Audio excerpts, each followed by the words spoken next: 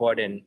So this is week 3, and many people don't take advantage of meeting me online.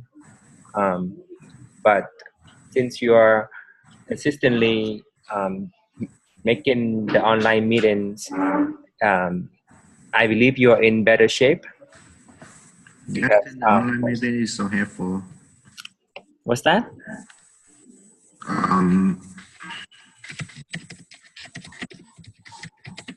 Yeah, so chat would be okay. Yeah, thank you for letting me know about how it is helpful to you. Yeah, the meeting should be, the meetings are designed. Okay, good. So let's keep up with the online meetings then. I'm showing you week 3 right now, and we're working on the personal essay and introducing you to the semester-long memoir project. So I'm going to click on required readings under modules. So here are the readings for this week. You notice that I included 3 slide share. So check those out. They should be reinforcing for you after you've read the assigned chapters from the Curious Writer. Okay. I also decided to include these 2 essays because not only do I like them, I think they are extremely helpful to people in terms of thinking about controversial issues and furthering our awareness of conversations on immigration. Okay, so you should already started looking at your selected memoir already, reading it. We're also looking at part 1 of Unwriting Well called Principles. This book should come in handy for writing tips. This part, Principles. Oh, good. I like this memoir a lot. I think it's a good choice for, especially if you're Vietnamese American. The writer and the narrator of Stealing Buddha's Dinner are the same person because it is her memoir. But Minh Nguyen is her name, right? And she has a PhD. So she continues, she continues to write book, and she's a professor. So that's a good choice in terms of memoir selection. Okay, so this document here is a little bit review, letting you know the sentence working parts for you to refresh your sorry. I need to close that one. Sorry, I don't know why it's there. So take a look at this document as sort of like an option if you have time, that is, because I believe you learn a lot just looking at this. Just I'm showing how you have the subject, the transitive verb, and object. So the differences between transitive and intransitive verb, as it shows here. If you're weak on grammar, basic grammar points like that could be tremendously helpful. Negation, question, passive voice. So this document is a good reference. Okay, so next, we're not doing journals this semester, so I'm not going to explain that. So in addition to reading chapter 3 of The Curious Writer, looking at Ballinger's video on the personal essay, you should also read this task description page closely. So transitive verb are the verbs that takes an object, like eat. Okay, so it takes an object after that. Eat what? Eat an apple, or eat a slice of bread. Okay, so apple is the object. Intransitive verbs are verbs that do not take an object, a direct object after it, like look, look over there. So over there is not an object. Over there is a direction. That's not an object. So the word look would be in intransitive. Okay. It's useful to learn transitive and intransitive verbs so that you have a stronger command or control of your verbs, so that you use the correct verbs with the correct object, direct object or indirect object. So looking at that document helps. And I believe if you still have questions, I believe there are videos.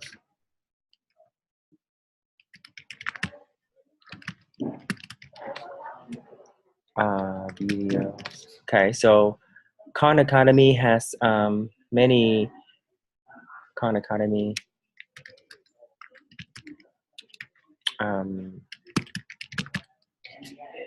Okay, so let's see if they have. Yeah, so Khan Academy has many wonderful videos for you to watch in terms of verbs and basic grammar and parts of speech. So here's one on direct and indirect object in relation to transitive and intransitive verbs. And here's another video on the differences between the two of them. Okay, so take a look at those videos and at the document and see if you still are confused, and let me know at another time. Okay, so in a nutshell, your personal essay is about you, and about you and your take on the controversial topic. Why have you been struggling dealing with this controversial topic? Is the focus of this essay.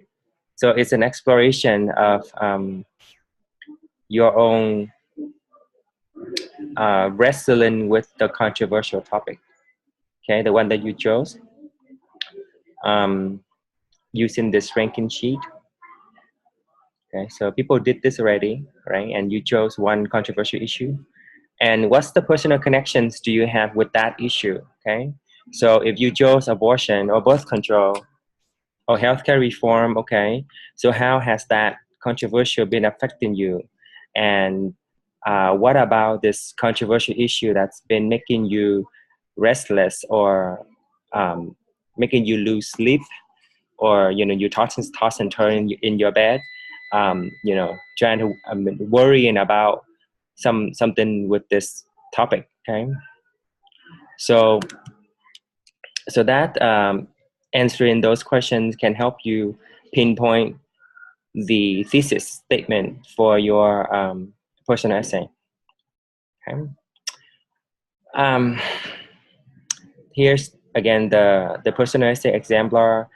You can look at published exemplars written by these people, and they are my favorite authors with their personal essays, and their craftsmanship, the way that they write the personal essays are admirable, and we can all learn something from looking at their work. Like Sherman Alexie wrote a personal essay called Superman and Me. Okay, this is an example of a personal essay that's published. Okay, and it's not that long, 3 pages long, but it is an excellent personal essay that deals with the controversial issue of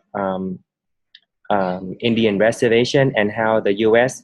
has been treating the Native Americans in terms of immigration policies, or in terms of forcing them to be on a reservation, right? So so that's connected to one of the major hot button controversial topic that we still discuss and debate nowadays. So this is a good essay to look at as you work on your personal essay. Okay. This week we are submitting the pre-write and the outline of the personal essay on Canvas, and you're gonna use This thread. Oh, you read that already? This one? Oh, good. Yeah. Yes. Precisely. I really like it too. Okay, so this is called this is a I forgot the term, but this is a literary device. I am smart, I am arrogant, I am lucky is a device, a repetitive device that emphasize something, okay, and emphasize um, the sense of identity. So you can borrow that device and write your own. And I forgot what it's called already. Anyways, you'll be submitting your pre-write and outline materials here. Okay. Um, please indicate uh, that you are doing the pre-writing and that you are doing the outline. For example, here's a student pre-write an outline. Okay, so he or she clearly indicate that this part is the pre-write and then this part is the outline. Okay, so you can use what she this outline here. Yeah, you just need to choose one of the methods presented there. But for the outline, try to do an outline. Is what I'm saying. Okay, because the outline is necessary to give your essay a strong organizational structure. Otherwise, it's difficult. So this handout also includes characteristic of the personal essay, especially the plot map, the story mapping. Okay, so often we include narratives or narration and description in our personal essay. So when we do that, we need to ensure that if we're going to tell a story, that it does have the elements of story mapping. Okay, stories to make a good story, you have to have this climax thing here, the building action and the falling action, and the resolution. That's what makes stories compelling to read. And main characters and setting are the other two elements of a good story. So the personal essay then is the combination of both critical reflection and narrative techniques, which matches with what Ballinger is describing with an inquiry-based approach in his book, right? He talks about that picture, the inquiry model, the picture that I asked you to comment on, the mountain and the sea picture that we saw in the week 1 or week 2, I believe. I think it was week 2 discussions forum. Okay. Yes, week 2 assignment. Okay, so that doesn't help. So I need to do mountain and the sea Ballinger. Okay, just to show people the picture again. Oh my god, I'm having such a hard time finding it. Okay, mountain and the sea, mountain and the sea metaphor inquiry. Nope. But if you if you know what, it might be faster if I go there to week 2. But you know what I'm talking about, right? Sorry. Okay. I feel silly looking for it. Okay. Here it is. The reason I'm insisting on showing you is I'm recording this and then post it on my YouTube because there are so many people who don't go online. So I need to make sure that I understand what I mean. This is the picture right here. So when you write your personal essay, you need to be able to do both. came out in a reflection. This is where you comment on critical reflection, thinking back and the big ideas, the point. But then you also need the CX experience where you gather fact through research, or you gather evidences, and the evidence can be your personal experiences, observations, or connections to the things that you've heard, read, or seen around you. So back to my personal essay then. You need to submit this by Sunday. It's worth 10 points, but it's categorized within the essay category. Okay, the essays. Now we come to discussions 3, and there are only 3 tasks. One is to post a response to this question, and then post 6 or more bullets after looking at the 6 chapters. Okay, so any 6 takeaways, post them. And do you know how to access this book? Do you remember how? Okay, I had an email from a student indicating that she could not find the links to the book. Okay, sure. So here's the link on Writing Well right here. The first question is, why does Zinzer choose to include parts of his manuscript on Writing Well? Okay, so let me show you an example of a manuscript. Okay, well, you have to look at the chapters first.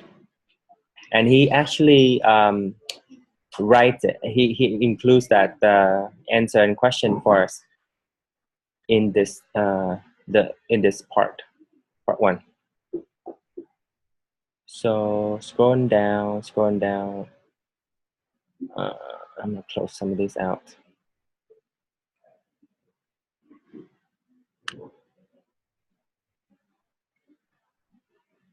Let me close this out.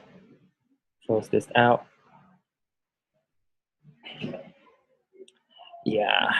Have you read the whole 6 chapters? Wow. Okay, so this is the manuscript. Okay, this is his manuscript right here. Oh yeah, habitat. So why does he show us this part of his manuscript?